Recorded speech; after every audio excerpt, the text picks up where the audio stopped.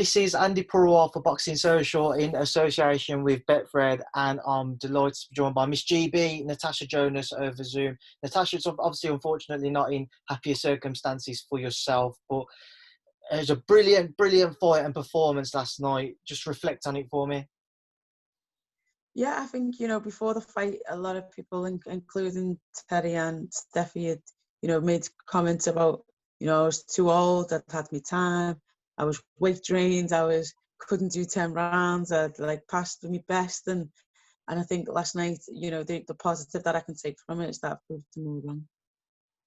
What was the, when you reflect now, you can reveal it because the fight's over. What was the game plan? It was kind of see what she came with, and we had a response for everything that she had. And I wasn't trying to be smart by saying that in the press conferences, but really and truly we'd worked. If she wanted to come and trade, we'd worked on punch output and catching and returning. If she wanted to stand and box, we'd worked on cutting the ring down and getting our feet closer. If she wanted, we'd worked on everything. So it was kind of the first rounds are always going to be like feel rounds, and especially in big, because no one wants to be the first to give away a big shot or a big anything. So but then it was kind of see how she goes, and then we'll counteract that, if you know what I mean. It was obviously an incredibly close fight, but was there anything that anything that Terri did that surprised you? She did catch me in one of the rounds, but I was still. It was one of the earlier rounds. I was still fit. I was still, and I just managed to just recover quite quickly. There was nothing.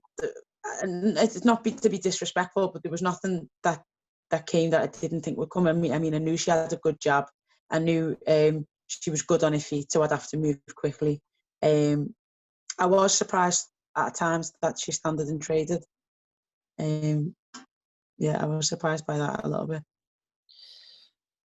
I don't imagine you'd have had a chance to watch the fight back as of yet, but when you was in there, how did you feel? How did you feel the fight was going? I know you're going to say, you'd back yourself, but did you see it as a close fight? No, definitely. And to be honest, Joe is very, very honest in the corner. So when I was coming back, I was saying, what score do you think it is? And he was telling me, it's 3-2, it's 3-all, he's telling me what he thinks it is. So when it got to round 8, he was like, right, you level here. You've got 4 minutes. So I went out in round 9 and I 100% believed that I won round 9. And then I believe that I just picked round 10. So I believe that I was 2 rounds up, but I'm not a judge. It is what it is. I'm not thinking over it. I can't change it. So I just have to crack on.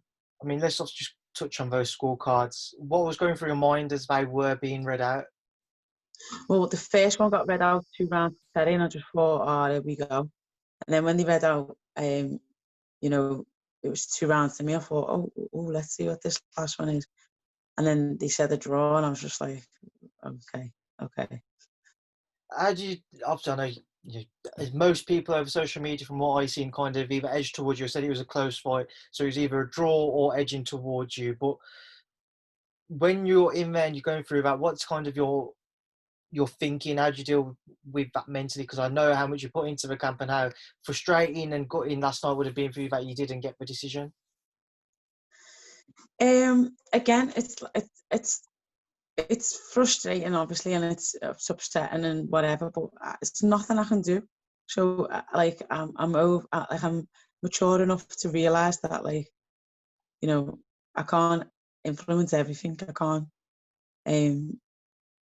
things that I have no control over. There's no point in reacting emotionally to, because it's not going to change anything, is it? So obviously I spoke to Joe just before speaking to yourself, and one thing that he was very happy about was you was able to effectively, silence any of your critics before the fight, the guys or girls who would have been favouring Terri going into it. Is that kind of the one main positive you can take from last night? You was able to silence anybody who doubted you?